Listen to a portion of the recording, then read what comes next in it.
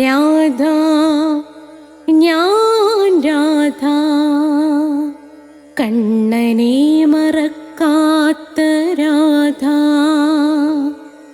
രാധ ഞാൻ രാധ കണ്ണനെ മറക്കാത്ത രാധ. വൃന്ദാവനം നീ മറന്നോ, മധുരയെ നീ മറന്നോ.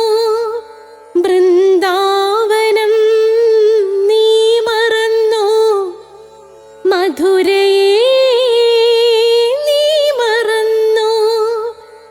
രാധയെ നീ മറന്നോ, കണ്ണാ പൈക്കളെ നീ മറന്നോ.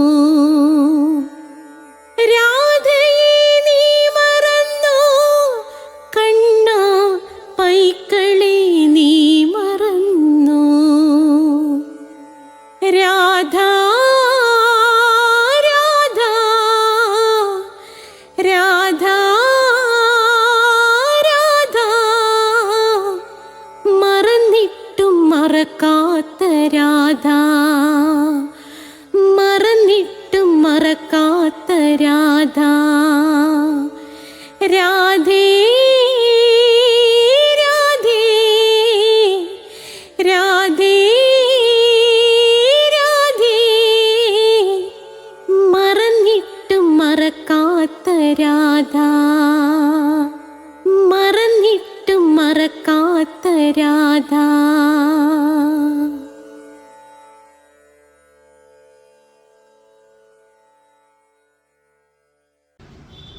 രാധേ രാധേ ഓ രാധേ രാധേ രാധേ രാധേ ഓ രാധേ രാധേ.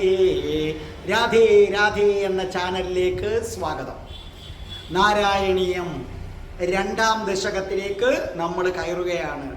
രണ്ടാം ദശകത്തിൽ ഒന്നാമത്തെ ശ്ലോകമാണ് ഇന്ന് ഞാൻ നിങ്ങളെ പഠിപ്പിക്കാനായിട്ട് പോകുന്നത്. പുതിയതായിട്ട് സബ്സ്ക്രൈബ് ചെയ്യുന്നവർ എല്ലാ തിങ്കളാഴ്ചയും 3 മണിയാകുമ്പോൾ ഗുരുവായൂരപ്പനും രാധാറാണിയും അനുഗ്രഹിച്ചാൽ നാരായണീയത്തിൻ്റെ ക്ലാസ് നിങ്ങളുടെ മുന്നിൽ എത്തിയിരിക്കും. എല്ലാ ചൊവ്വാഴ്ചയും രാധയുടെ പ്രണയം 12 മണിക്ക് നിങ്ങളുടെ മുന്നിലെത്തും. 80 എപ്പിസോഡുകൾ വരെ കഴിഞ്ഞു. നിങ്ങൾ പ്ലേലിസ്റ്റ് എടുത്താൽ നിങ്ങൾക്കിത് ഒന്നേന്നും പറഞ്ഞ് കാണാവുന്നതാണ്. നിങ്ങൾ രാധയുടെ പ്രണയം ഇപ്പം തൊട്ട് കണ്ടു തുടങ്ങുക. സമയം കിട്ടുമ്പോൾ നിങ്ങൾക്ക് എന്ത് ചെയ്യാം, ഒന്നേന്നും പറഞ്ഞ് നിങ്ങൾക്കത് തുടങ്ങാം. എല്ലാ ബുധനാഴ്ചയും കൃഷ്ണൻ്റെ അവതാരമായ ശ്രീബുദ്ധൻ്റെ ജന്മം മുതൽ ഒടുവിൽ സമാധി അടയുന്നത് വരെയുള്ള കഥകൾ നിങ്ങളുടെ മുമ്പിലേക്ക് വന്നു കഴിഞ്ഞു. 1ാമത്തെ എപ്പിസോഡ് റിലീസായി കഴിഞ്ഞു. അതേ കണക്ക് അത് കാണണമെന്നുള്ളവർ എല്ലാ ബുധനാഴ്ചയും മോക്ഷദായകമാണ് സാക്ഷാൽ ശ്രീബുദ്ധൻ്റെ കഥകൾ കേൾക്കുന്നത്. ഓർമ്മിക്കുക, നിങ്ങൾ കൃഷ്ണ അവതാരത്തിൽ കൃഷ്ണൻ ധർമ്മ സംസ്ഥാപനത്തിനാണ് പ്രാധാന്യം കൊടുത്തത്. മോക്ഷത്തിന് ചില സൂചനകൾ മാത്രമാണ്. അതുകൊണ്ട് തന്നെ ഭഗവാന് ഭക്തജനങ്ങളെ മോക്ഷത്തിലേക്ക് എത്തിക്കണമെന്ന് തോന്നിയിട്ടാണ് ഭഗവാൻ ശ്രീബുദ്ധൻ്റെ അവതാരമെടുത്തത്. ആ ബുദ്ധൻ്റെ ജന്മകഥകൾ നിങ്ങൾക്ക് ബുധനാഴ്ച കിട്ടും. എല്ലാ വെള്ളിയാഴ്ചയും ഭഗവാൻ ശ്രീകൃഷ്ണൻ നമുക്ക് മോക്ഷം കിട്ടാൻ വേണ്ടി പറഞ്ഞു തന്നിട്ടുള്ള കഥകൾ, അത് ബുദ്ധ ഭഗവാനിലൂടെ പറഞ്ഞു തന്നിട്ടുള്ളത് ധർമ്മപദം എന്നൊരു ബുക്കായി ഇറങ്ങിയിട്ടുണ്ട്. അത് നിങ്ങളെ പഠിപ്പിക്കും ഞാൻ എല്ലാ വെള്ളിയാഴ്ചയും. നിങ്ങളാരും പുസ്തകം വാങ്ങിക്കേണ്ട ആവശ്യമില്ല. ആ പുസ്തകം കിട്ടത്തില്ല, പാടാണ്. ഞാൻ നിങ്ങൾക്കത് പ്രത്യേകമായിട്ട് ഇതിനകത്ത് വീഡിയോ ആയിട്ട് തന്നെ നിങ്ങൾക്കതിനകത്ത് ഞാൻ തരുന്നതായിരിക്കും. എല്ലാ വ്യാഴാഴ്ചയും ഭഗവാൻ അനുഗ്രഹിച്ചാൽ അഷ്ടപതി 12 മണിക്ക് റിലീസാകുന്നതാണ്. അപ്പം നിങ്ങളത് കാണുമല്ലോ. അപ്പം നമുക്ക് പ്രാർത്ഥിച്ചിട്ട് നമുക്ക് തുടങ്ങാം. ഓം മഹാഗണപതേ നമഃ. ഓം നമോ നാരായണായ. ഓം രാധായേ സ്വാഹ. രാധേ രാധേ ഓ രാധേ രാധേ രാധേ രാധേ ഓ രാധേ രാധേ രാധേ രാധേ ഓ രാധേ രാധേ രാധേ രാധേ ഓ രാധേ രാധേ രാധേ രാധേ ഓ രാധേ രാധേ രാധേ രാധേ ഓ രാധേ രാധേ. ബർസാനെ വാലി രാധാറാണി കി ജയ്. നമ്മുടെ മാതാവ് രാധാറാണി കി ജയ്. നമുക്ക് സർവ്വ ഐശ്വര്യങ്ങളും വാരിക്കോരി തരുന്ന നമ്മുടെ പൊന്ന് രാധാറാണി അമ്മ കി ജയ്. നമ്മളെ സർവ്വ പാപങ്ങളിൽ നിന്നും മോചിപ്പിക്കുന്ന രാധാറാണി അമ്മ കി ജയ്. നമുക്ക് രോഗങ്ങൾ വരാതെ കാത്തുരക്ഷിക്കുന്ന രാധാറാണി അമ്മ കി ജയ്. നാരായണീയം തുടങ്ങുകയാണ്. 2-ാം ദശകം 1-ാമത്തെ ശ്ലോകം അൽബയാണ് പാടിത്തരുന്നത്. അഷ്ടപതി കേൾക്കുന്നവർക്ക് അൽബയെ മുമ്പും അറിയാം, അഷ്ടപതി പാടിയിട്ടുണ്ട്. അപ്പൊ അൽബ പാടിത്തരികയാണ്. നാരായണീയം പാടാൻ ആഗ്രഹമുള്ളവർ ഒരു ശ്ലോകം പാടി എനിക്ക് ഇട്ടാൽ മതി. നിശ്ചയമായിട്ടും നിങ്ങളുടെ ശ്ലോകവും ഞാൻ നാരായണീയത്തിൽ ഉൾപ്പെടുത്തുന്നതാണ്. മഹാപുണ്യമാണ്. അതിനുവേണ്ടി ശ്രമിക്കുമല്ലോ. അപ്പോൾ അൽബ പാടുന്നത് നിങ്ങൾ കേട്ടുകൊള്ളൂ. സൂര്യസ്പർദ്ധികിരീടമൂർധ്വതിലക പ്രോദ്ഭാസി ഫാലാന്ധരം കാരുണ്യാകുല നേത്രമാദ്രഹസിതോലാസം സുനാസാപുടം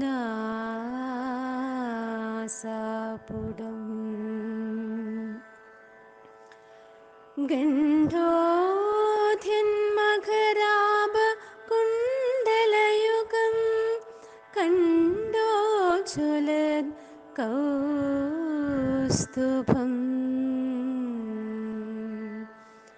തുദ്രുപം വനമാല്യഹാരപടല ശ്രീവത്സ ദീപ്രം. അപ്പോൾ നമ്മുടെ അൽബ ഇത് വളരെ മനോഹരമായി പാടി തന്നത് നിങ്ങൾ എല്ലാവരും കേട്ടല്ലോ. ഞാൻ ഇനി പറയാം, ശ്രദ്ധിച്ചു കേട്ടോളണം.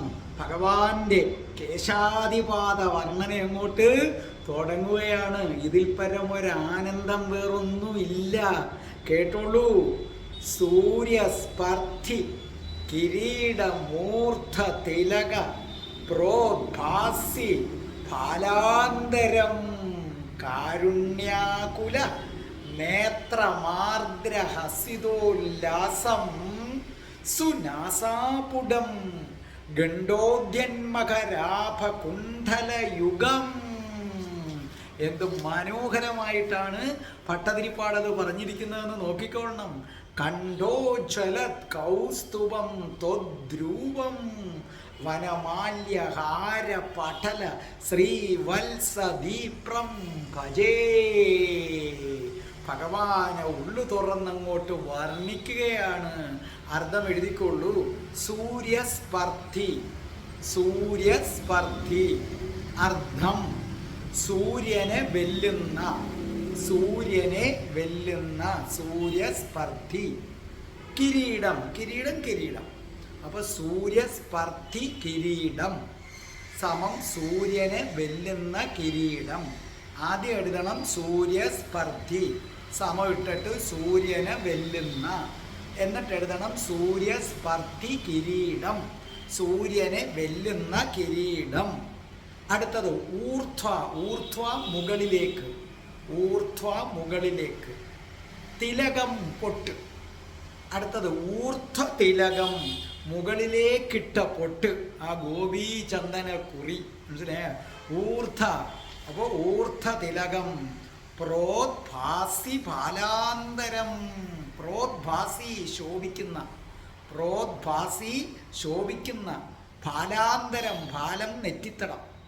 അപ്പോൾ പ്രോദ്ഭാസി ഫാലാന്തരം ശോഭിക്കുന്ന നെറ്റിത്തടം. പ്രോദ്ഭാസി ശോഭിക്കുന്ന, ഫാലാന്തരം നെറ്റിത്തടം. പ്രോദ്ഭാസി ഫാലാന്തരം ശോഭിക്കുന്ന നെറ്റിത്തടം. ആ കുങ്കുമക്കുറി, ഭഗവാന്റെ ഗോപി ചന്ദനക്കുറി, അതൊക്കെ ഇട്ടങ്ങനെ വിളങ്ങുന്ന നെറ്റിത്തടം. അടുത്തതോ കാരുണ്യാകുല നേത്രം, കാരുണ്യാകുല നേത്രം. കാരുണ്യം കൊണ്ട് പരവശമായ കണ്ണുകൾ. കാരുണ്യം കവിഞ്ഞൊഴുകുന്ന കണ്ണുകളെന്ന് എഴുതിക്കോ, നിങ്ങൾക്ക് മനസ്സിലാവുന്ന ഭാഷയിൽ. കാരുണ്യം കവിഞ്ഞൊഴുകുന്ന കണ്ണുകളിലെ ഭഗവാന്റെ കണ്ണുകൾ എങ്ങനെയാണ്? കരുണ, കരുണ ഇങ്ങനെ കവിഞ്ഞൊഴുകുകയാണ്. ആർദ്ര ഹസിതോല്ലാസം, ആർദ്ര ആർദ്ര കുളിർമയുള്ള, കുളിർമയുള്ള. കേട്ടിട്ടില്ലേ? ആർദ്രമീ ധനുമാസ രാവിൽ എന്നും പറഞ്ഞുകൊണ്ട് കക്കാടിൻ്റെ ഒരു ഉണ്ടല്ലേ, സഫലമീ യാത്ര എന്ന കവിതയിൽ കേട്ടിട്ടില്ലേ? അപ്പോൾ ആർദ്രമീ ധനുമാസ രാവിൽ എന്നുള്ളത് അത് കണക്ക് ആർദ്ര കുളിർമയുള്ള, ഹസിതോല്ലാസം പുഞ്ചിരിയുടെ പ്രകാശം. അപ്പൊ ചേർത്തെഴുതിക്കോ, ആർദ്ര ഹസിതോല്ലാസം, കുളിർമയുള്ള പുഞ്ചിരിയുടെ പ്രകാശം. ഭഗവാന്റെ പുഞ്ചിരിയെക്കുറിച്ച് പറയുകയാണ്, നല്ല കുളിർമയുള്ള പുഞ്ചിരിയുടെ പ്രകാശം. സുനാസാപുഢം, സുനാസാ, നാസാ മൂക്ക്, സുനാസാപുഢം, മൂക്കിനെ വിശേഷിപ്പിക്കുകയാണ്. സു അതിസുന്ദരമായ മൂക്ക്. എന്നാ മൂക്കാണ് നമ്മുടെ ഭഗവാന്റേത്. ഗണ്ഡം, ഗണ്ഡം കവിള്, ഗണ്ഡം എന്ന് പറഞ്ഞു കഴിഞ്ഞാൽ കവിള്, കവിള്. ഉദ്യത്, ഉദ്യത് എന്ന് പറഞ്ഞാൽ പ്രകാശിക്കുന്നു. ഗണ്ഡം കവിള്, ഉദ്യത് പ്രകാശിക്കുന്നു. ആഭ, ആഭ സമം ശോഭ. യുഗം, യുഗം സമൻ 2. ഇനി ഞാൻ ഈ പറഞ്ഞ വാക്കുകൾ ഇത്രയും കൂടെ ചേർത്തെഴുതുമ്പം ഗണ്ഡോദ്യന്മകരാഭ കുണ്ഡല യുഗം. ഗണ്ഡോദ്യന്മകരാ, ഗണ്ഡോദ്യന്മകരാഭ കുണ്ഡല യുഗം. അപ്പൊ ഗണ്ഡോ, ഉദ്യത്ത്, മകരകുണ്ഡലം, അതിൻ്റെ ആഭ. അർത്ഥം ഗണ്ഡോദ്യൻ മകരാഭ കുണ്ഡല യുഗം. അർത്ഥം കവിൾത്തടത്തിൽ പ്രകാശിക്കുന്ന ശോഭയുള്ള മകരകുണ്ഡലങ്ങൾ. അങ്ങനെയാണ് അർത്ഥം എഴുതേണ്ടത്. അത്രയും ഗണ്ഡോദ്യൻ മകരാഭ കുണ്ഡല യുഗം അത്ര എഴുതി വെച്ചിട്ട് അർത്ഥം എഴുത്. കവിൾത്തടത്തിൽ പ്രകാശിക്കുന്ന ശോഭയുള്ള മകരകുണ്ഡലങ്ങൾ. അടുത്തത്, അപ്പോൾ ഭഗവാന്റെ മകരകുണ്ഡലങ്ങൾ, കാതി കിടക്കുന്ന കമ്മലിനെ കുറിച്ച് പറയുകയാണ്. അങ്ങനെ വെട്ടിത്തിളങ്ങുകയാണെന്ന്. കണ്ഠോജ്വല, കണ്ഠോജ്വല അർത്ഥം എഴുത്. കഴുത്തിൽ അണിഞ്ഞിരിക്കുന്നതും ജ്വലിക്കുന്നതുമായ, കഴുത്തിൽ അണിഞ്ഞിരിക്കുന്നതും പ്രകാശിക്കുന്നതും, ജ്വലിക്കുക പ്രകാശിക്കുക, കഴുത്തിൽ അണിഞ്ഞിരിക്കുന്നതും പ്രകാശിക്കുന്നതുമായ കൗസ്തുഭം, കൗസ്തുഭരത്നം. ഭഗവാന്റെ കഴുത്തിലെ കൗസ്തുഭരത്നമൊക്കെ പ്രശസ്തമല്ലേ? ഗുരുവായൂരപ്പൻ്റെ കഴുത്തിൽ കൗസ്തുഭരത്നം അങ്ങനെ പ്രകാശിക്കുകയാണ്. ത്വദ്രൂപം എഴുത്. ത്വദ്രൂപം അങ്ങയുടെ രൂപം. വനമാല്യ ഹാര പാഠല. വനമാല്യ, വനമാലയാണല്ലോ ഭഗവാൻ ഇടുന്നത്. ഹാരം, ഹാരം പൂമാല, അതിൻ്റെ ഒരു കൂട്ടം എന്നാണ് അർത്ഥം. അപ്പം വനമാല്യ ഹാര പടല, വനമാലയും മറ്റു മാലകളും എന്നർത്ഥമുണ്ട്. അതെന്തൊക്കെയാണെന്ന് ഞാൻ പറഞ്ഞു തരാം. വനമാലയും മറ്റു മാലകളും. വനമാല്യ ഹാര പടല, ഹാരം മാല, പടലം കൂട്ടം. അപ്പോൾ എന്താണ്? വനമാലയും മറ്റു മാലകളും ഇല്ലേ? ഭഗവാൻ നൃത്തമാടുമ്പോൾ കഴുത്തിൽ കിടന്ന വനമാലയും കൗസ്തുഭ രത്നമാലയും മുത്തുമാലയും എല്ലാം കൂടെ അങ്ങനെ ആടുന്നത് കണ്ടിട്ടില്ലേ നിങ്ങൾ? ശ്രീവത്സം, ശ്രീവത്സം മറുക്, ശ്രീവത്സം എന്ന മറുക്. അത് ഞാൻ വിശദീകരിച്ച് പറഞ്ഞുതരാം. ശ്രീവത്സം എന്ന മറുക്. ദീപ്രം, ദീപ്രം അർത്ഥം എഴുത് ശോഭിക്കുന്ന. മറുകോട്ടങ്ങ് ശോഭിക്കുക ഭഗവാൻ. ഭജേ, ഭജിക്കുന്നു. അങ്ങനെയുള്ള ഭഗവാനെ ഞാൻ ഭജിക്കുന്നു. ഇനി ഇതിൻ്റെ മൊത്തത്തിലെ അർത്ഥം ഞാൻ പറഞ്ഞു തന്നിട്ട് ഓരോരോ വരിയായിട്ടെടുത്ത് പറഞ്ഞു തരാം. മനസ്സിലായോ? നമ്മൾ ഓരോ ശ്ലോകം വെച്ച് പഠിച്ചാൽ മതി, പതുക്കെ തീർന്നാൽ മതി. നമ്മൾ കേട്ടിട്ടില്ലേ, പയ്യത്തിന്ന പനയും തിന്നാം. അപ്പോൾ ഒരു ദിവസം 4ഓ 5ഓ ശ്ലോകം വെച്ച് എനിക്ക് പഠിപ്പിക്കാം, പക്ഷെ നിങ്ങൾക്ക് അതുകൊണ്ട് ഒരു ഗുണവും കിട്ടില്ല. അതെല്ലാം കൂടെ ഒരുമാതിരി പുകഞ്ഞ് കത്തിയിരിക്കും. ഇതെങ്ങനെയല്ല, പഠിക്കുന്നത് നന്നായി മനസ്സിലാക്കി മേൽപ്പത്തൂരിൻ്റെ വർണ്ണന മനസ്സിൽ ഉൾക്കൊണ്ട് ചൊല്ലണം നിങ്ങൾ. അങ്ങനെ ചൊല്ലുമ്പോൾ നിങ്ങൾക്ക് ഇരട്ടി ഗുണം കിട്ടും. അല്ലെങ്കിൽ എനിക്ക് വേണമെങ്കിൽ 2ഓ 3ഓ ശ്ലോകങ്ങൾ വെച്ച് എക്സ്പ്ലെയിൻ ചെയ്യാം. ഞാനത് മനഃപൂർവ്വം ചെയ്യാത്തതാണ്. ഓരോ ശ്ലോകമാകുമ്പോൾ നിങ്ങൾക്ക് നല്ല തറവാകും. ഞാൻ മൊത്തത്തിൽ അർത്ഥം പറഞ്ഞു തരാം. ആദ്യം, സൂര്യനെ വെല്ലുന്ന പ്രകാശം ചൊരിയുന്ന കിരീടമാണ് ഭഗവാൻ ശിരസിൽ വെച്ചിരിക്കുന്നത്. ശ്ലോകത്തിൻ്റെ മൊത്തം അർത്ഥം പറയുകയാണ്. ഭഗവാന്റെ കിരീടത്തെ വർണ്ണിക്കുകയാണ്. സൂര്യനെ വെല്ലുന്ന ശോഭയുള്ള കിരീടം അങ്ങനെ വെച്ചിരിക്കുന്നു. എന്നിട്ടോ നെറ്റിത്തടത്തിൽ തിലകം ചാർത്തിയിരിക്കുന്നു ഗോപി ചന്ദനക്കുറി. ആ ഗോപി ചന്ദനക്കുറിയിൽ നെറ്റി വിളങ്ങുന്നു. അടുത്തത് കാരുണ്യം കവിഞ്ഞൊഴുകുന്ന കണ്ണുകൾ. ആ നെറ്റിയുടെ താഴെയായിട്ട് ഭഗവാന്റെ കണ്ണുകൾ കരുണാമയനല്ലേ. പിന്നെയോ കുളിരു പകരുന്ന പുഞ്ചിരി, ആരെയും മയക്കുന്ന പുഞ്ചിരി, ഗോപികമാരെയും പ്രപഞ്ചത്തിലെ സകല സ്ത്രീകളെയും മയക്കുന്ന പുഞ്ചിരി, കള്ളപ്പുഞ്ചിരി. പിന്നെയോ അതിസുന്ദരമായ നാസിക, എന്തു മനോഹരമായ നാസിക. പിന്നെ കാതുകളിൽ മകരകുണ്ഡലം, അതിൻ്റെ ശോഭ തട്ടി തിളങ്ങുന്ന ഭഗവാന്റെ കവിൾത്തടം. ഭഗവാന്റെ കവിൾത്തടത്തിൽ മകരകുണ്ഡലത്തിൻ്റെ ശോഭ ഇങ്ങനെ തിളങ്ങുകയാണ്. പിന്നെ കഴുത്തിന് മാറ്റുകൂട്ടുന്ന കൗസ്തുഭമെന്ന രത്നമാല, പിന്നെ മുത്തുമാലകൾ, പിന്നെ ശ്രീവത്സമെന്ന മറുക്, പിന്നെ വനമാലകൾ. ഓ ഭഗവാനേ, അവിടുത്തെ വൈകുണ്ഠ മൂർത്തി രൂപത്തെ ഞാൻ ഭജിക്കുന്നു, ഞാൻ ധ്യാനിക്കുന്നു, എൻ്റെ പൊന്നു ഗുരുവായൂരപ്പാ എന്നാണ് മേൽപ്പത്തൂരി ശ്ലോകത്തിൽ പറഞ്ഞിരിക്കുന്നത്. ഇനി നമുക്ക് ഓരോ വരി എടുത്തു വെച്ച് പഠിക്കാം. ആ ഓരോ വരിയും പഠിക്കുമ്പോൾ ശ്രദ്ധിച്ച് കേൾക്കണം. അപ്പോൾ നിങ്ങൾക്കങ്ങ് നല്ല പതിഞ്ഞ് ഭഗവാന്റെ കഥകളങ്ങ് ഹൃദയത്തിൽ അങ്ങനെ പതിയണം. മേൽപ്പത്തൂരിൻ്റെ രൂപം. അതിനാ ഞാൻ ഓരോ വരി വെച്ചും എടുത്തു പറയുന്നത്, ഓരോ ശ്ലോകവും പഠിപ്പിക്കുന്നത്. അങ്ങ് മനസ്സിൽ പതിപ്പിച്ചു വെച്ചോളൂ ഭഗവാന്റെ രൂപം, കേട്ടോ. ഇനി നമുക്ക് ഒന്നാമത്തെ വരി ഒന്ന് നോക്കാം. എന്താ പറഞ്ഞിരിക്കുന്നത്? സൂര്യസ്പർദ്ധി കിരീടം. ഓ, സൂര്യന്റെ പ്രകാശത്തെ വെല്ലുന്ന കിരീടം ഊർധ്വ മുകളിലേക്ക് ഇട്ടിരിക്കുകയാണ്. തിലകം പൊട്ട്, മുകളിലേക്ക് ഇട്ടിരിക്കുന്ന പൊട്ട്. പ്രോദ്ഭാസി, പ്രോദ്ഭാസി ശോഭിക്കുന്ന പാലാന്തരം, പാലം നെറ്റിത്തടം. അപ്പൊ ഇവിടെ ആദ്യം നമ്മുടെ ഭഗവാന്റെ കിരീടത്തെ വർണ്ണിക്കുകയാണ്. എന്താ അതിൻ്റെ ഒരു ശോഭ! ഭഗവാന്റെ കിരീടത്തിൻ്റെ ശോഭ എന്താ! വർണ്ണിക്കാൻ വാക്കുകളില്ല. നമ്മുടെ കണ്ണുകളിൽ, സാധാരണക്കാരൻ്റെ കണ്ണുകളിൽ ഏറ്റവും കൂടുതൽ പ്രകാശം ചൊരിയുന്നത് സൂര്യനാണ്. കാരണം ഈ ഭൂമി മുഴുവനും പ്രകാശിപ്പിക്കാനുള്ള കഴിവ് സൂര്യനുണ്ട്. അപ്പൊ സൂര്യനാണ് ഏറ്റവും വലിയ പ്രകാശ സ്രോതസ്, ഇല്ലേ? ഈ ഭൂമി മുഴുവനും വെളിച്ചം നൽകുന്ന സൂര്യൻ. പക്ഷേ ആ സൂര്യന്റെ പ്രകാശ സ്രോതസ് നമ്മുടെ കൃഷ്ണ ഭഗവാന്റെ കിരീടത്തിന്റെ മുന്നിൽ ഒന്നുമല്ല, യാതൊന്നുമല്ല. സൂര്യന്റെ പ്രകാശത്തെ വെല്ലുന്ന പ്രകാശം. അപ്പൊ സൂര്യന്റെ പ്രകാശം തന്നെ എന്ത് വലുതാന്ന് ആലോചിച്ച് നോക്ക്. നമുക്ക് ഇവിടെ നിന്നുകൊണ്ട് സൂര്യന്റെ പ്രകാശത്തെ കണ്ണുകൊണ്ട് നമുക്ക് നോക്കാൻ പറ്റില്ല, അല്ലേ? സൂര്യൻ നല്ല കത്തിജ്വലിച്ച് നിൽക്കുമ്പം കണ്ണുകൊണ്ട് സൂര്യനെ നോക്കിയാൽ കാഴ്ച പോകും, അത്രയ്ക്ക് പ്രകാശമാണ്.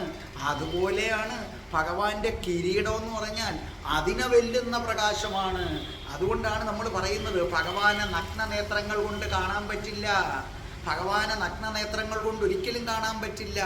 ഭഗവാൻ അനുഗ്രഹിച്ച് പ്രത്യക്ഷപ്പെടാൻ തീരുമാനിക്കുമ്പോൾ നമുക്ക് ആ നയനങ്ങൾ പ്രത്യേക നയനങ്ങളാക്കി തീർത്തരും. അപ്പോഴേ ഭഗവാന്റെ ശോഭ താങ്ങാൻ പറ്റൂ. കണ്ടില്ലേ? സൂര്യന്റെ പ്രകാശത്തെ കണ്ണുകൊണ്ട് നോക്കിയാൽ അന്ധനായി പോകും. അതിനെ വെല്ലുന്ന പ്രകാശം കിരീടത്തിന് മാത്രമുണ്ട്. അപ്പോൾ ഭഗവാന്റെ പ്രകാശം എന്താ? അതിനെ നമുക്ക് സാധാ കണ്ണുകൊണ്ട് നമുക്ക് കാണാൻ പറ്റുമോ? ഇല്ല. അത് ഭഗവാൻ കനിഞ്ഞ് ഭഗവാൻ തന്നെ അത് താങ്ങാനുള്ള കണ്ണുകൾ നമുക്ക് തോന്നും.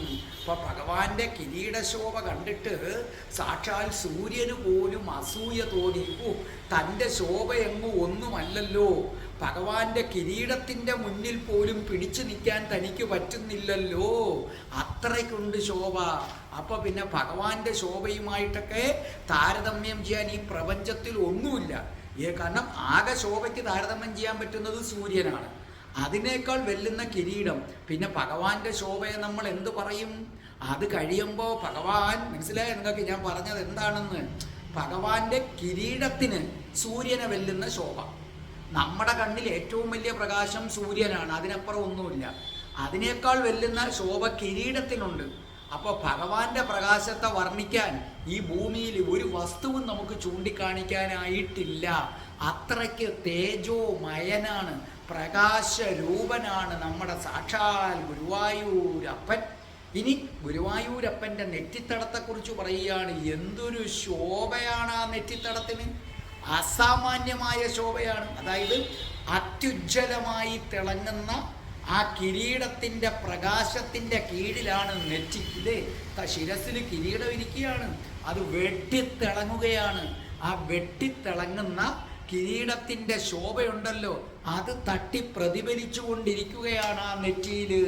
ഇനി ആ നെറ്റിയിലേക്ക് മറ്റൊരു കാര്യം വരുന്നു. ആ നെറ്റിയുടെ മാറ്റുകൂട്ടാൻ ഭഗവാന്റെ ഗോപീ ചന്ദന കുറി ഒന്ന് സങ്കല്പിച്ചു നോക്കേ. സൂര്യഭഗവാനെ വെല്ലുന്ന ശോഭയുള്ള കിരീടം, ആ കിരീടത്തിൻ്റെ പ്രകാശം കൊണ്ട് ജ്വലിക്കുന്ന നെറ്റിത്തടം, ആ നെറ്റിത്തടത്തിനകത്ത് ഭഗവാൻ ചാർത്തി നിൽക്കുന്ന ഏതാണ്? ഗോപി ചന്ദനക്കുറി. അപ്പം നെറ്റിയുടെ ഭംഗി ഗോപിക്ക് കിട്ടിയോ, ഗോപി ചന്ദനക്കുറിയുടെ ഭംഗി നെറ്റിക്ക് കിട്ടിയോ, ഒന്നും നമുക്ക് പറയാനായിട്ട് സാധിക്കുന്നില്ല. അപ്പോൾ ഒന്നാമത്തെ വരി ഇത്രയേ ഉള്ളൂ. സൂര്യനെ വെല്ലുന്ന ശോഭയുള്ള കിരീടം ധരിച്ചവനെ ഗുരുവായൂരപ്പ. ആ കിരീടത്തിൻ്റെ താഴെ കിരീടത്തിൻ്റെ ശോഭയേറ്റ് വെട്ടിത്തിളങ്ങുന്ന നെറ്റിത്തടമുള്ളവനേ ഗുരുവായൂരപ്പ. ആ നെറ്റിത്തടത്തിന് അലങ്കാരമായി മുകളിലേക്ക് ഗോപി ചന്ദനക്കുറി അണിഞ്ഞു നിൽക്കുന്നവനേ ഗുരുവായൂരപ്പ. കൈതൊഴുന്നേ കൈതൊഴുന്നേ, കൃഷ്ണ കൃഷ്ണ കൃഷ്ണ ഗുരുവായൂരപ്പ. ഇതാണ് ഒന്നാമത്തെ വരിയിൽ പറഞ്ഞിരിക്കുന്നത്. അപ്പോൾ ഇനി നമുക്ക് രണ്ടാമത്തെ വരിയിലേക്ക് കിടക്കാം. എന്താണ് രണ്ടാമത്തെ വരി പറഞ്ഞിരിക്കുന്നത്? കാരുണ്യാകുല നേത്ര, കാരുണ്യം കൊണ്ട് പരവശമായ കണ്ണുകൾ. സദാ കാരുണ്യമാണ്, എന്നാൽ അതിനകത്ത് അല്പം ആകുലതയുമുണ്ട്. എന്താണ് ആകുലത എന്ന് പറയുന്നത്? തൻ്റെ ഭക്തന്മാർ നേരിടുന്ന ദുഃഖങ്ങളെക്കുറിച്ച് ആലോചിക്കുമ്പോഴുണ്ടാകുന്ന ആകുലത. അതുകൊണ്ടാണ് കാരുണ്യാകുല നേത്ര. കാരുണ്യവും അതോടൊപ്പം തന്നെ തൻ്റെ ഭക്തന്മാരനുഭവിക്കുന്ന ദുഃഖങ്ങളെക്കുറിച്ച് ഓർക്കുമ്പോഴുണ്ടാകുന്ന ഒരു സങ്കടവും, ഇത് രണ്ടും കൂടെ ഒരുമിച്ച് ചേർന്ന കണ്ണുകൾ, തൻ്റെ ഭക്തന്മാരെ കാരുണ്യത്തോടുകൂടി നോക്കുന്ന കണ്ണുകൾ. അപ്പോൾ ഭഗവാന്റെ കാരുണ്യം. അപ്പോൾ ഒന്നാമത്തെ വരി അതാണ് അടുത്ത രണ്ടാമത്തെ വരി കാരുണ്യാകുല നേത്ര, കാരുണ്യം കൊണ്ട് പരവശമായ കണ്ണുകൾ. ആ പരവശമായത് എന്തുകൊണ്ടാണ്?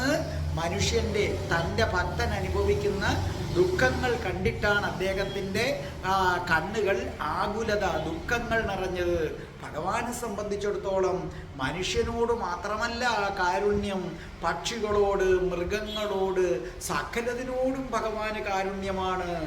മൃഗങ്ങൾക്കും ഒരു ഭാഷയുണ്ടെന്ന് വ്യക്തമാക്കി തന്ന ആദ്യത്തെ ആളാണ് ഭഗവാൻ. മൃഗങ്ങൾക്കൊരു ഭാഷയുണ്ട് എന്ന് നമ്മളെ മനസ്സിലാക്കിച്ച് തന്ന ആളാണ്. അതിൽ തന്നെ പശുക്കളാണ് ഏറ്റവും കൂടുതൽ ഭഗവാന്റെ കാരുണ്യം അനുഭവിച്ചിട്ടുള്ളത്. ആരാണ്? പശുക്കളാണ്. പശുവിനെ പോലെ ഭഗവാന്റെ കാരുണ്യം അനുഭവിച്ചവർ മറ്റാരുമില്ല. ഭഗവാൻ ശ്രീകൃഷ്ണനും രാധാറാണിയും രണ്ടുപേരും പശുക്കളെ സ്നേഹിച്ച് വീർപ്പ് മുട്ടിച്ച്, അല്ലേ, പശുക്കൾക്കൊരു വലിയ അനുഗ്രഹവും കൊടുത്തു. നിങ്ങൾ ചിന്തിച്ചു നോക്ക്, ഈ ലോകത്ത് ഏതെങ്കിലും ഒരു ജീവിയുടെ മലവും മൂത്രവും പരിശുദ്ധമായിട്ടുണ്ടെങ്കിൽ അത് ഗോക്കള്, പശുക്കൾക്ക് മാത്രമേ ഉള്ളൂ. ചിന്തിച്ചു നോക്ക്, പശുവിൻ്റെ മലം ചാണാൻ, അമ്പലം അശുദ്ധിയായാൽ ആ അശുദ്ധി മാറ്റാൻ ഉപയോഗിക്കുന്നത് പശുവിൻ്റെ മലമായ ചാണാനാണ്. നമ്മൾ പണ്ടത്തെ കാലത്തൊക്കെ വീട് മെഴുകുന്നത് ചാണാൻ കൊണ്ടാണ്, അല്ലേ? മുറങ്ങളൊക്കെ ചാണാൻ കൊണ്ട് ഇങ്ങനെ മെഴുകുമായിരുന്നു. പശുവിൻ്റെ മൂത്രം കുടിച്ചിട്ടില്ലാത്ത ആരെങ്കിലും ഇവിടെ ഉണ്ടെന്ന് ഞാൻ വിശ്വസിക്കുന്നില്ല. പ്രത്യേകിച്ചും ആയുർവേദ മരുന്ന് അരിഷ്ടങ്ങൾ കുടിച്ചിട്ടുണ്ടെങ്കിൽ അതിൽ ഒരു ചേരുവ ഗോമൂത്രമാണ്. പിന്നെ ഹിന്ദുവിനെ സംബന്ധിച്ചിടത്തോളം ഈ ഗോമൂത്രത്തിലാണല്ലോ അസ്ഥി കഴുകിയെടുക്കുന്നത്. ഇങ്ങനെ മലവും മൂത്രവും പരിശുദ്ധമായിട്ടുള്ള ഒരു ജീവിയെ നിങ്ങൾക്ക് കാണിച്ചു തരാമോ? നമ്മൾ കോട്ടും പാൻറ്റും ഒക്കെ ഇട്ട് നിങ്ങൾ മനുഷ്യർ നടക്കുന്നുണ്ടല്ലോ, ഇല്ലേ? ഈ പശുവിൻ്റെ മലമാണ് ഉണക്കിപ്പൊടിച്ച് നെറ്റിയിലിടുന്നത്, ഭസ്മം. ചിന്തിച്ചു നോക്ക്, നമ്മൾ വലിയ ആളെന്നും പറഞ്ഞ് നടക്കുന്നു. ലോകത്താരെങ്കിലും മനുഷ്യൻ്റെ മല ഉണക്കിപ്പൊടിച്ചെടുത്ത് നെറ്റിയിലിടുവോ? ആലോചിച്ച് നോക്കേ. കേൾക്കുമ്പം തന്നെ അറപ്പ് വരുന്നില്ലേ? രൂപം മനോഹരം, മറ്റത് കേൾക്കുമ്പോൾ നമുക്ക് അറപ്പ് വരുന്നു. മനുഷ്യൻ്റെ മല കൊണ്ട് വെട്ടിമൂടേണ്ടതാണ്. കാരണം ഒരാൾക്ക് കണ്ടാൽ പോലും അറപ്പ് തോന്നുന്നതാണ്. പക്ഷേ ഗോക്കളുടെ മലമോ ഉണക്കി പൊടിച്ച് ആ മലമെടുത്ത് നമ്മൾ നെറ്റിയിൽ ചൂടി അതിന് ഭസ്മം എന്ന പേര് വിളിക്കുന്നു. ഈ ഭാഗ്യം ഗോക്കൾക്ക് കൊടുത്തത് ഭഗവാനാണ്. അതുകൊണ്ടാണ് നമ്മൾ ഗോക്കളുടെ ഇറച്ചി തിന്നല്ലേ എന്ന് ഹിന്ദുക്കളോട് പറയുന്നത്. മറ്റുള്ളവർ അവരവരുടെ കാര്യമാണ്, ആഹാരം അവരവരുടെ ഇഷ്ടമാണ്, അവരവർക്ക് ഇഷ്ടമുള്ളത് അവരവർ കഴിക്കുന്നു. ഹിന്ദുക്കൾ ഇത് മനസ്സിലാക്കിയിട്ട് പിന്നെയും ഗോക്കളുടെ ഇറച്ചി കഴിക്കുന്നത് തെറ്റ് തന്നെയാണ്. മനസ്സിലാക്കുക. നിങ്ങളൊരു കൃഷ്ണഭക്തനാണെങ്കിൽ ഉറപ്പായിട്ടും ഗോമാംസം ഭക്ഷിക്കുന്നത് പാപകരമാണ്, കൊടും പാപകരമാണ്. അതുകൊണ്ട് ഈ ബീഫ് എന്ന് പറയുന്ന സാധനം ഹിന്ദുക്കൾ ഒഴിവാക്കുന്നത് തന്നെയാണ് നല്ലത്. മറ്റു ജാതിക്കാർ അവർ കഴിച്ചോട്ടെ, അത് നമ്മൾ പറയുന്നത് ശരിയല്ല, അത് അവരുടെ ആഹാരം, അവർക്കിഷ്ടമുള്ള ആഹാരം അവർ കഴിച്ചോട്ടെ. ഒരാളുടെ ആഹാര സ്വാതന്ത്ര്യത്തിൽ നമ്മൾ കൈകടത്തുന്നത് ശരിയല്ല. ഞാൻ പറഞ്ഞ ഹിന്ദുക്കളിൽ തന്നെ ഞാൻ പറയുന്നത് കൃഷ്ണഭക്തർ. അപ്പോൾ കണ്ടില്ലേ, കാരുണ്യാകുല നേത്രം. ആ ഒരു ഭാഗത്തെ മാത്രം നമുക്ക് എന്തുമാത്രം വർണ്ണിക്കാൻ പറ്റും. എല്ലാവരോടും കാരുണ്യം, പക്ഷികളോട് കാരുണ്യം, മൃഗങ്ങളോട് കാരുണ്യം, പശുക്കളോടങ്ങ് കാരുണ്യം കൊണ്ട് ചൊരിഞ്ഞു. സാക്ഷാൽ ത്രിവക്രയോടും കാരുണ്യം. കൂന് പിടിച്ചു വന്ന് മുമ്പിൽ കിടന്ന ആ ത്രിവിക്രയെ ഏറ്റവും വലിയ സുന്ദരിയാക്കി മാറ്റി. കാരുണ്യം കൊണ്ടുള്ള ഒരു നോട്ടവും നോക്കിയിട്ട് ത്രിവക്രയെ ആദ്യം ഭഗവാൻ ചെയ്തത് തൻ്റെ കാരുണ്യം നിറഞ്ഞ കണ്ണുകൾ കൊണ്ട് ത്രിവക്രയെ അടിത്തൊട്ട് മുടി വരെ ഒന്നങ്ങ് ഒഴിഞ്ഞു.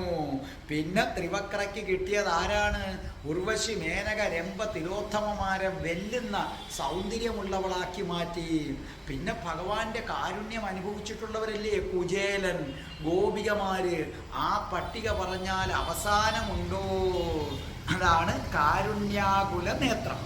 ഇനി ഭഗവാന്റെ പുഞ്ചിരിയെക്കുറിച്ചാണ് അടുത്ത പറയാൻ പോകുന്നത്.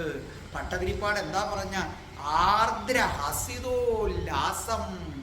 ആർദ്രം നല്ല കുളിർമയുള്ള ഹസിതോല്ലാസം, എപ്പോഴും ആരെയും മനമയക്കുന്ന പുഞ്ചിരി, ചുണ്ടിൽ തത്തി കളിച്ചുകൊണ്ട് നിൽക്കുന്ന കള്ളക്കണ്ണാ, നിന്റെ കള്ളച്ചിരി.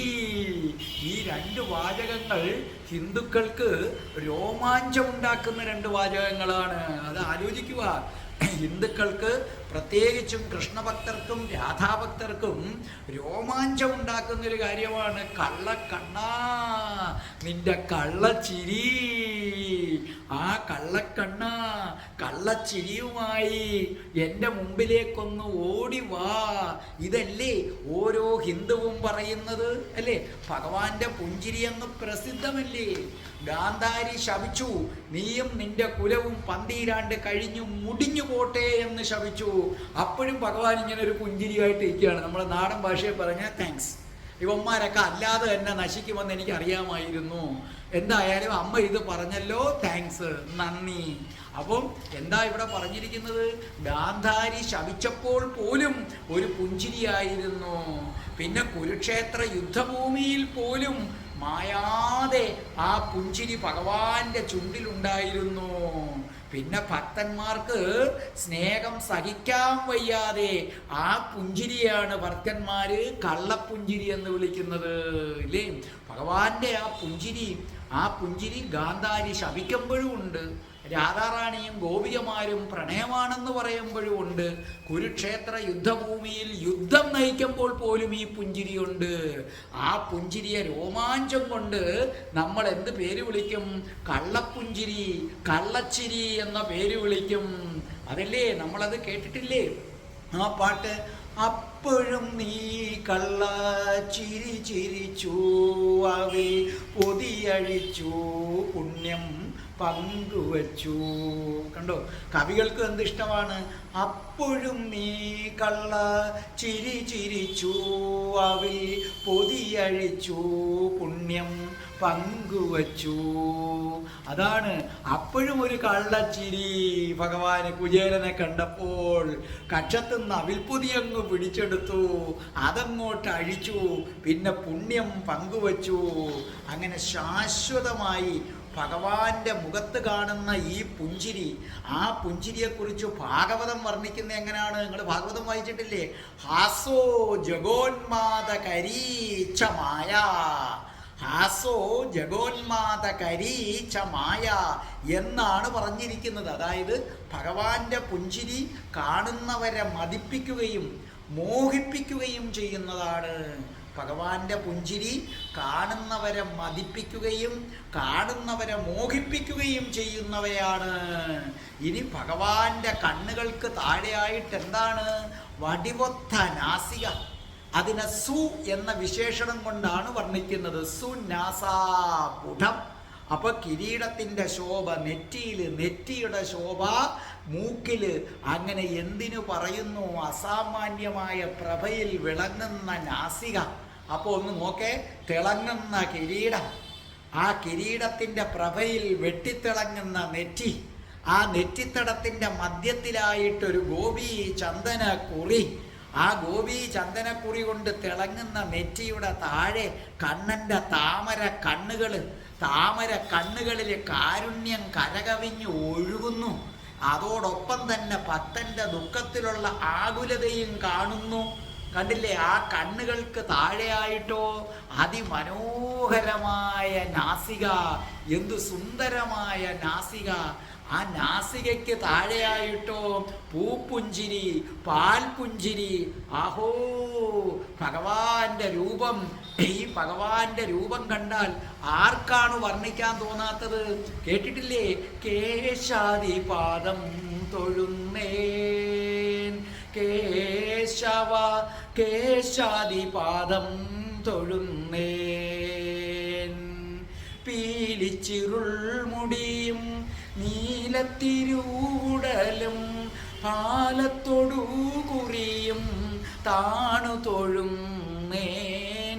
പീലിച്ചുരുൾ മുടിയും നീലത്തിരൂടലും പാലത്തൊടു കുറിയും താണു തൊഴുന്നേൻ. കേശാദിപാദം തൊഴുന്നേൻ, കേശവ കേശാദിപാദം തൊഴുന്നേൻ. ഇനി നമുക്ക് മൂന്നാമത്തെ വരിയിലേക്ക് വരാം. എന്താ മൂന്നാമത്തെ വരി പറഞ്ഞിരിക്കുന്നത്? ഈ മൂന്നാമത്തെ വരിയിൽ ഭഗവാന്റെ കവിൾത്തടങ്ങളെയും ആ കവിൾത്തടത്തിന് മാറ്റുകൂട്ടുന്ന കൗസ്തുഭരത്നത്തെയും മകരകുണ്ഡലങ്ങളെയും ഒക്കെ കുറിച്ചാണ് പറയുന്നത്. ആ വരി തുടങ്ങുന്ന എങ്ങനെ? ഗണ്ഡോദ്യ, ഗണ്ഡം കവിൾത്തടം, ഉദ്യ ശോഭിക്കുന്ന, ഗണ്ഡോദ്യ കവിൾത്തടം ശോഭിക്കുന്നു. എങ്ങനെ? മകരാഭകുണ്ഡലയുഗം. മകരാഭ ശരിക്കും പറഞ്ഞാൽ മകരകുണ്ഡല ആഭ എന്നാ പറയേണ്ടത്. സംസ്കൃതം ഇങ്ങനെ ഇടയ്ക്കിട്ടാ പറയുന്ന മകരാഭകുണ്ഡലം. ആഭ ശോഭ. ഭഗവാന്റെ കമ്മലുകളാണ് മകരകുണ്ഡലം. ആ മകരകുണ്ഡലത്തിന്റെ ശോഭ ഭഗവാന്റെ കവിൾത്തടത്തിൽ പതിക്കുന്നു. അപ്പൊ ഭഗവാനെ സംബന്ധിച്ചിടത്തോളം മകരകുണ്ഡലങ്ങളില്ലാത്ത ഭഗവാനെ നമുക്ക് ചിന്തിക്കാൻ പോലും പറ്റില്ല. പഴയകാല പുസ്തകമായ ഗോവിന്ദ ലീലാമൃതത്തിലാണ് ഈ മകരകുണ്ഡലങ്ങളെ കുറിച്ച് പറഞ്ഞിരിക്കുന്നത്. മകര എന്ന് പറഞ്ഞാൽ ജലം എന്നും അർത്ഥമുണ്ട്. ആ ജലത്തിലെ ജീവി മുതല അതിൻ്റെ ആകൃതിയിൽ ഉള്ളത് എന്നാണ് അർത്ഥം. ഭയങ്കര പ്രകാശമാണിതിന്. പൊതുവേ കൃഷ്ണന്റെ കവിൾത്തടം എന്ന് പറഞ്ഞാൽ ഭയങ്കര ശോഭയേറിയതാണ്. മകരകുണ്ഡലങ്ങളെന്ന് പറഞ്ഞാൽ അത്യധികം ശോഭയുള്ളതാണ്. ആരെന്ന് പറയുന്നത്? മകരകുണ്ഡലങ്ങൾ. അപ്പോൾ കൃഷ്ണന്റെ കവിൾത്തടം തന്നെ വെട്ടിത്തിളങ്ങുന്നു, മകരകുണ്ഡലങ്ങളും വെട്ടിത്തിളങ്ങുന്നു. ആ വെട്ടിത്തിളങ്ങുന്ന മകരകുണ്ഡലത്തിൻ്റെ ശോഭ ഭഗവാന്റെ കവിൾത്തടത്തിൽ പതിച്ചു കഴിയുമ്പോൾ പിന്നെ പറയണ്ട. ഭഗവാന്റെ മുഖം മുഴുവനും ശോഭാമയം, പ്രകാശപൂരിതം. അതല്ലേ ആ മുഖത്ത് നോക്കിയാൽ നമുക്ക് പിന്നെ കണ്ണടയ്ക്കാൻ തോന്നില്ല, കണ്ണ് മാറ്റാൻ നമുക്ക് തോന്നില്ല. ഭഗവാന്റെ മുഖത്തിന് എന്തൊരു തിളക്കം! മകരകുണ്ഡലങ്ങൾക്ക് അതിനേക്കാൾ തിളക്കം. പിന്നെ ഭഗവാന്റെ കഴുത്ത്, ഓഹ് എൻ്റെ ഭഗവാനേ! എന്താ ഇവിടെ പറഞ്ഞിരിക്കുന്നത്? കണ്ഠോജ്വല കൗസ്തുഭം എന്നാ പറഞ്ഞിരിക്കുന്നത്. കണ്ഠോജ്വല കൗസ്തുഭം, അതായത് കഴുത്തിൽ ഉജ്ജ്വലമായി പ്രകാശിക്കുന്ന പ്രഭയുള്ള കൗസ്തുഭരത്നം. അപ്പോൾ ഭഗവാന്റെ കഴുത്തിൽ രത്നമാല അണിഞ്ഞിട്ടുണ്ട്. അത് സാധാരണ രത്നമാലയല്ല. ഏതാണ്? കൗസ്തുഭം എന്ന് പറയുന്ന രത്നമാലയാണ്. ആ കൗസ്തുഭത്തിൻ്റെ പ്രകാശം കണ്ഠത്തിൽ തട്ടിയിട്ട് ആ കണ്ഠം കൂടുതൽ പ്രകാശമാനമായി തീർന്നിരിക്കുന്നു. അപ്പം മകരകുണ്ടലങ്ങളുടെ പ്രകാശം ഒരറ്റത്ത്, ഭഗവാൻ ധരിച്ചിരിക്കുന്ന കൗസ്തുഭരത്നത്തിൻ്റെ പ്രകാശം മറ്റൊരറ്റത്ത്. എന്താണ് ഈ കൗസ്തുഭരത്നത്തിൻ്റെ പ്രത്യേകത? പാലാഴി കടഞ്ഞപ്പോൾ ലഭിച്ചതാണ് കൗസ്തുഭരത്നം. ഇത് ഭയങ്കര ശക്തിയുള്ളതാണ്. ഇത് ആരാണോ അണിഞ്ഞിരിക്കുന്നത് അയാൾ അത്യധികം സമ്പന്നതയുള്ളവനും. കണ്ടില്ലേ, സാക്ഷാ ലക്ഷ്മി ദേവി തന്നെയല്ലേ ഭഗവാന്റെ കൂടെ ഉള്ളത്. പിന്നെ ഇവൻ അതീവ ശക്തനാണ്, അജയ്യനാണ്. കൗസ്തുഭം ധരിച്ചിരിക്കുന്ന ഒരാളെ ആർക്കും കീഴടക്കാൻ പറ്റില്ല. നമ്മുടെ റൂബി രത്നത്തിൻ്റെ നിറമാണിത്. ഈ കൗസ്തുഭത്തിൻ്റെ ഏറ്റവും വലിയ പ്രത്യേകത എന്താണെന്നും കൂടെ നിങ്ങൾ അറിയണം. കൗസ്തുഭം പാലാഴി കടഞ്ഞപ്പം കിട്ടിയതാണ്. ഇത് ധരിക്കുന്നവൻ അജയ്യനാണ്. ഈ കൗസ്തുഭത്തിൻ്റെ ഏറ്റവും വലിയ പ്രത്യേകത, ആ കൗസ്തുഭ രത്നത്തിൽ നോക്കിയാൽ നിങ്ങൾ ആദ്യം കാണുന്നത് രാധാറാണിയെ ആയിരിക്കും. രാധേ രാധേ ഓ രാധേ രാധേ, രാധേ രാധേ ഓ രാധേ രാധേ, രാധേ രാധേ ഓ രാധേ രാധേ, രാധേ രാധേ ഓ രാധേ രാധേ, രാധേ രാധേ ഓ രാധേ രാധേ, രാധേ രാധേ ഓ രാധേ രാധേ. ഓരോ കൃഷ്ണഭക്തനും മനസ്സിലാക്കുക, ആ കൗസ്തുഭ രത്നത്തിലേക്ക് നോക്കിക്കഴിഞ്ഞാൽ രാധാറാണിയുടെ മുഖമങ്ങനെ വെട്ടിത്തിളങ്ങുന്നത് കാണാൻ പറ്റും. രാധാഭക്തർക്ക്, കഠിനമായ രാധാഭക്തർക്ക്, അല്ലാത്തവർക്കും കാണാൻ പറ്റും. പ്രപഞ്ചത്തിലെ എല്ലാ ജീവജാലങ്ങളും കാണാൻ പറ്റുമെന്ന് പറയും. പക്ഷെ അതല്ല, അവിടെ ആദ്യം ഇങ്ങനെ വെട്ടിത്തിളങ്ങി കൗസ്തുഭത്തിലേക്ക് നോക്കിയാൽ വെട്ടിത്തിളങ്ങി രാധാറാണി. അതിൻ്റെ രാധാറാണിക്ക് പിന്നിലായിട്ട് പ്രപഞ്ചത്തിലെ വസ്തുക്കൾ. ഇതാണ് കൗസ്തുഭം. അപ്പൊ 24 മണിക്കൂറും രാധാറാണിയെ കണ്ഠത്തിലണിഞ്ഞ് തൻ്റെ നെഞ്ചോട് ചേർത്താണ് ഭഗവാൻ നടക്കുന്നതെന്നാണ് ഭട്ടതിരിപ്പാട് പറയുന്നത്. ഭട്ടതിരിപ്പാട് ഈ നാരായണീയത്തിൽ ഒരു ശ്ലോകത്തിൽ രാധാറാണിയെ കുറിച്ച് എടുത്തു പറയുന്നുണ്ട്. ഭട്ടതിരിപ്പാട് മാത്രമാണ് അത് എടുത്തു പറഞ്ഞത്. മനസ്സിലായ? അപ്പോ ഭഗവാൻ തൻ്റെ ഹൃദയത്തിൽ രാധാറാണിയെ പേറി നടക്കുകയാണ്. അപ്പൊ മൂന്നാമത്തെ വരി മനസ്സിലായല്ലോ. ഭഗവാന്റെ കാതുകളിൽ മകരകുണ്ടലങ്ങൾ വെട്ടിത്തിളങ്ങുന്നു. ആ മകരകുണ്ടലത്തിന്റെ പ്രഭ വന്ന് കവിളിൽ വെട്ടിത്തിളങ്ങുന്നു. കവിളിന് സ്വതവേ പ്രകാശമുണ്ട്. ഈ രണ്ട് പ്രകാശവും കൂടെ ആകുമ്പം ഭഗവാൻ എങ്ങനെ ശോഭിക്കുകയാണ്. കണ്ഠത്തിൽ കൗസ്തുഭരത്നം, പാലാഴി കടഞ്ഞപ്പോൾ കിട്ടിയ കൗസ്തുഭരത്നം, അതിൻ്റെ പ്രകാശത്തിൽ കഴുത്ത് ശോഭിക്കുന്നു. ആ കൗസ്തുഭരത്നമാകട്ടെ നിങ്ങൾ നോക്കുമ്പോൾ ആദ്യം കാണുന്നത് രാധാറാണി. രാധാറാണിക്ക് പിന്നിലായിട്ട് പ്രപഞ്ചത്തിലെ സകല ജീവജാലങ്ങളും. ഇതാണ് ഭഗവാൻ മൂന്നാമത്തെ വരിയിൽ പറഞ്ഞിരിക്കുന്നത്. ഇനി നമ്മൾ നാലാമത്തെ വരിയിലേക്ക് കടക്കുകയാണ്. ഈ വരികളിൽ ഭഗവാന്റെ നെഞ്ചിലെ ശ്രീവത്സം എന്ന മറുകിനെ കുറിച്ചാണ് പറഞ്ഞിരിക്കുന്നത്. അതോടൊപ്പം നമ്മുടെ ഭഗവാൻ ശ്രീകൃഷ്ണൻ അണിഞ്ഞിരിക്കുന്ന വനമാലയെക്കുറിച്ചും പറഞ്ഞിരിക്കുന്നു. പിന്നെ അത് കൂടാതെ അണിഞ്ഞിരിക്കുന്ന മറ്റ് രത്നമാലകളും മുത്തുമാലകളും ഇതിനെക്കുറിച്ചാണ് പറഞ്ഞിരിക്കുന്നത്. ആ വരി നോക്കേ. ത്വദ്രൂപം, ഭഗവാനേ ഗുരുവായൂരപ്പ അങ്ങയുടെ രൂപം, വനമാലയും ഹാരം മറ്റു മാലകളും, മാലകളും പടല കൂട്ടം. അപ്പോൾ വനമാല്യ ഹാര പടല, വനമാലയും മറ്റു മാലകളുടെ കൂട്ടവും. പിന്നെയോ ശ്രീവത്സമെന്ന് പറയുന്ന മറുകും ദീപ്രം ശോഭിക്കുന്നു. ശ്രീവത്സം എന്ന് പറയുന്ന ആ മറുകിനകത്തങ്ങനെ ശോഭിക്കുകയാണ് ഭഗവാൻ. അപ്പൊ എന്താ പറഞ്ഞിരിക്കുന്നത്? വനമാല അണിഞ്ഞിട്ടുണ്ട് ഭഗവാൻ, രത്നമാല അണിഞ്ഞിട്ടുണ്ട് ഭഗവാൻ, മുത്തുമാല അണിഞ്ഞിട്ടുണ്ട് ഭഗവാൻ. അങ്ങനെ വനമാലയുടെ ശോഭയിൽ, രത്നമാലയുടെ ശോഭയിൽ, മുത്തുമാലയുടെ ശോഭയിൽ വെട്ടിത്തിളങ്ങുന്ന നെഞ്ചത്ത് ഇതാ വരുന്നു ശ്രീവത്സമെന്ന മറുക്. ശ്രീവത്സമെന്ന മറുക് അവിടെ വരികയാണ്. ആ മറുകാകട്ടെ അങ്ങ് അതീവ ശോഭാകരമാണ്, ആനന്ദകരമാണ്. അങ്ങനെ ആനന്ദകരമായ, അതായത് ശരിക്കും പറഞ്ഞു കഴിഞ്ഞാൽ ഇവിടെ എന്താണ് ഭഗവാനെ കുറിച്ച് പറയുന്നത്? വനമാലയും മുത്തുമാലയും രത്നമാലയും ശ്രീവത്സമെന്ന മറുകും പേറി നടക്കുന്ന ഭഗവാനെ, വൈകുണ്ഠമൂർത്തി, ആ വൈകുണ്ഠമൂർത്തിയുടെ രൂപത്തെ ഞാൻ ഭജിക്കുന്നു, ഞാൻ ധ്യാനിക്കുന്നു. ഭഗവാന്റെ വനമാല വളരെ പ്രസിദ്ധമാണ് അല്ലേ? എന്താണ് ഈ വനമാല എന്ന് പറയുന്നത്? വനമാലയെക്കുറിച്ചുള്ള ഇതിങ്ങനെ പറയുന്നത്: തുളസി കുന്ദ മന്ദാര പാരിജാത പ്രസൂനകൈ പഞ്ചബിർഗ്രഥിത മാല വനമാല നിഗദ്യതേ എന്നാണ് പ്രമാണം പറയുന്നത്. അതായത് വനമാല എന്ന് പറഞ്ഞാൽ തുളസി, മുല്ല, പിച്ചി, പവിഴമല്ലി, മന്ദാരം, ഇങ്ങനെ 5 പൂക്കള് അറിയാമല്ലോ. തുളസി, മുല്ല, പിച്ചി, പവിഴമല്ലി, മന്ദാരം, ഈ 5 പൂക്കൾ കൊണ്ട് കെട്ടിയിരിക്കുന്ന മാലയാണ് വനമാല. ഈ വനമാലയാണ് ഭഗവാൻ അണിഞ്ഞിരിക്കുന്നത്.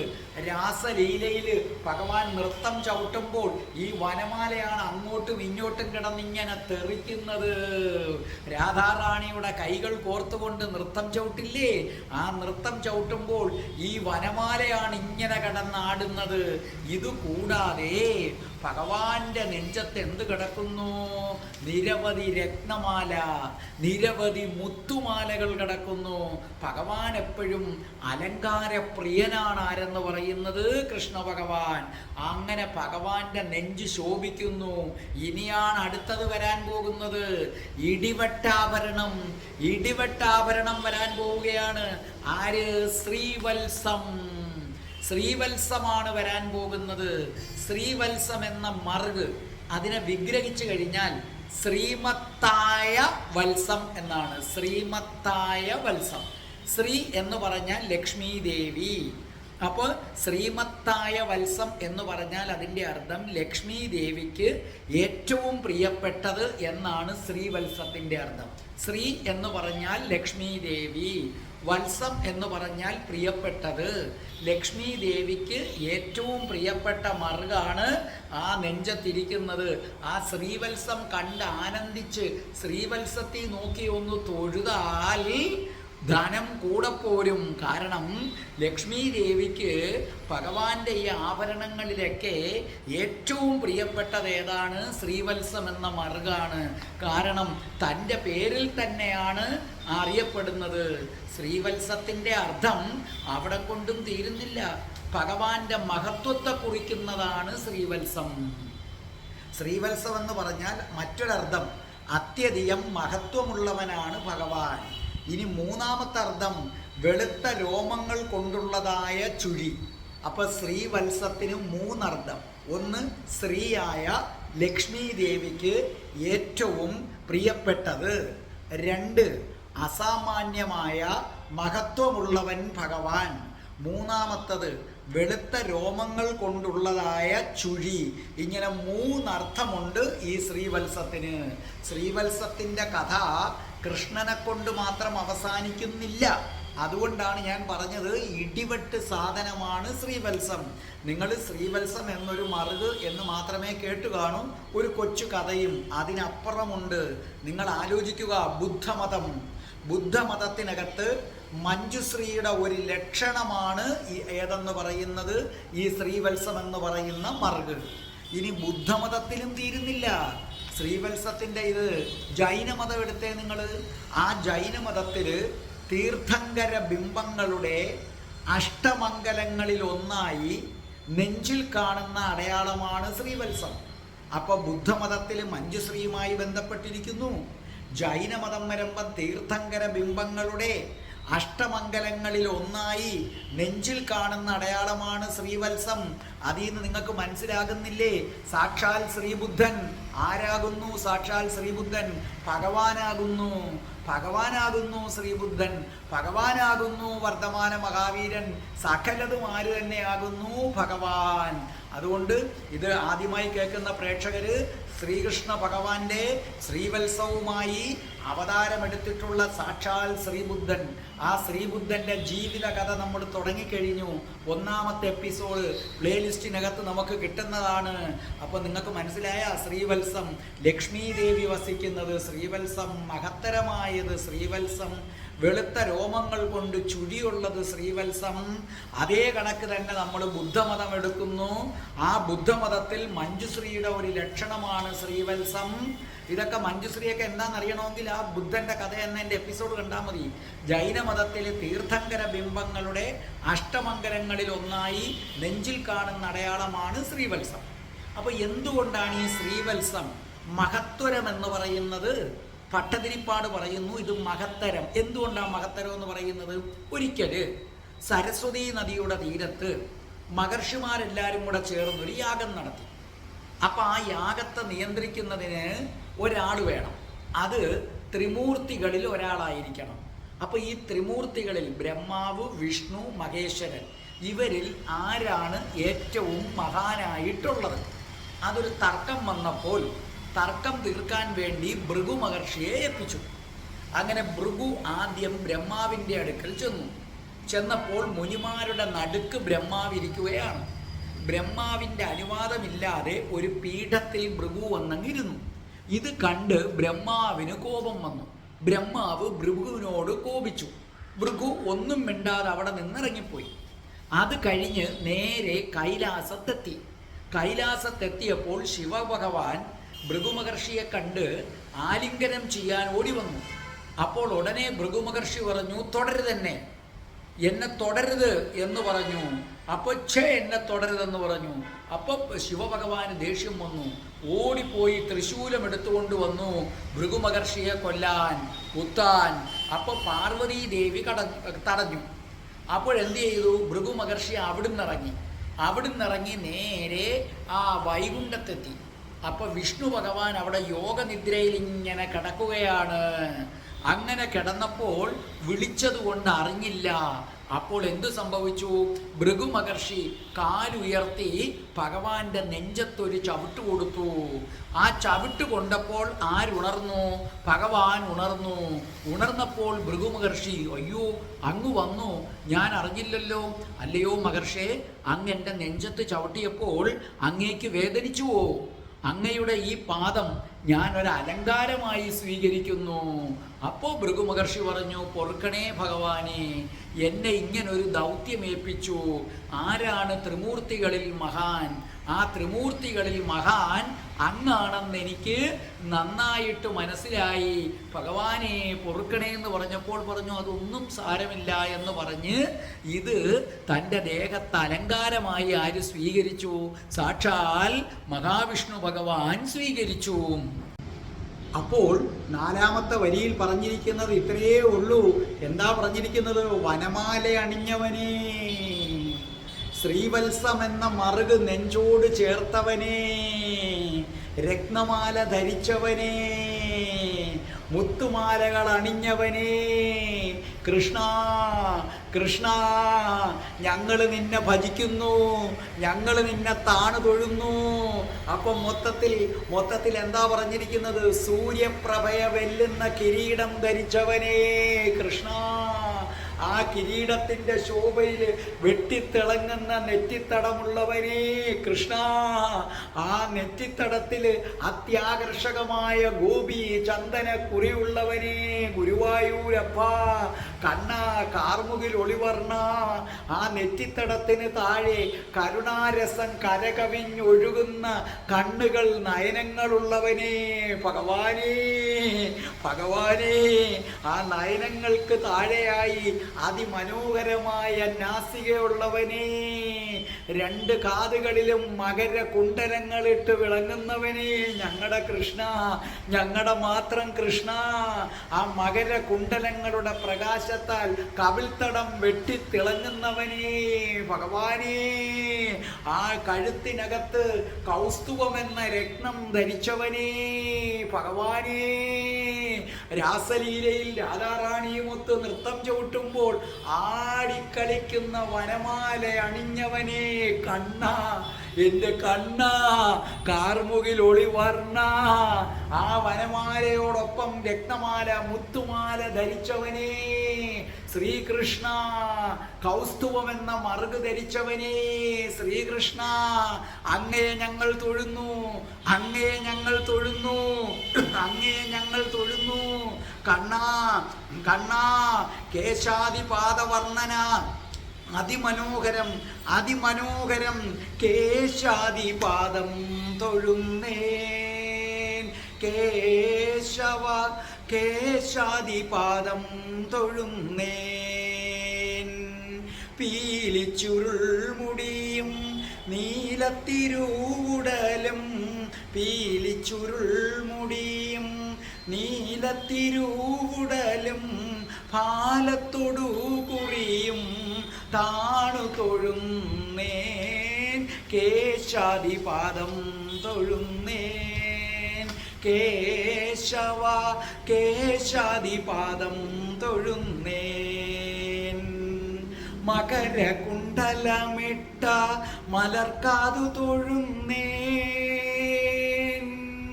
മകരകുണ്ടലമിട്ട മലർക്കാതു തൊഴുന്നേൻ, കുടില കുന്തളം പാറും കുളിർനെറ്റി തൊഴുന്നേൻ, കരുണതൻ കടലായ കടമിഴി തൊഴുന്നേൻ കൃഷ്ണ, അരുണകിരണമണി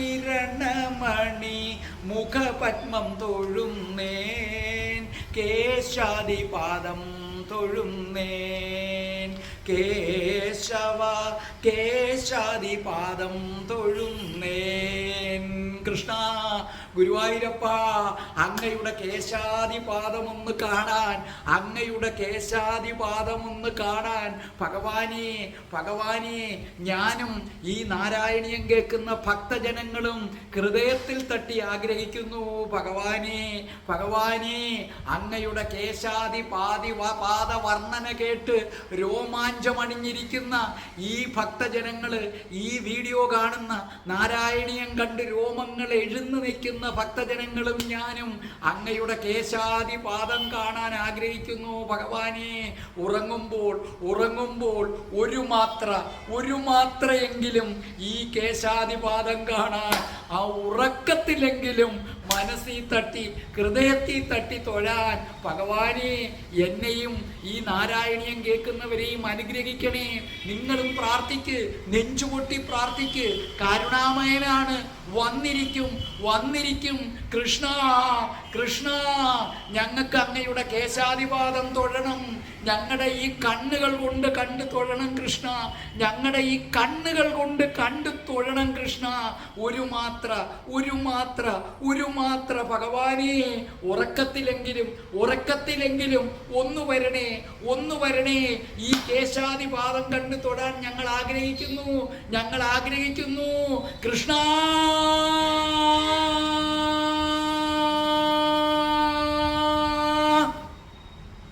രാധേ രാധേ ഓ രാധേ രാധേ, രാധേ രാധേ ഓ രാധേ രാധേ, രാധേ രാധേ ഓ രാധേ രാധേ, രാധേ രാധേ ഓ രാധേ രാധേ, രാധേ രാധേ ഓ രാധേ രാധേ, രാധേ രാധേ ഓ രാധേ രാധേ. ഓം ശ്രീം ഹ്രീം ക്ലീം ഐം രാം രാസേശ്വരി രാധികായേ സ്വാഹ.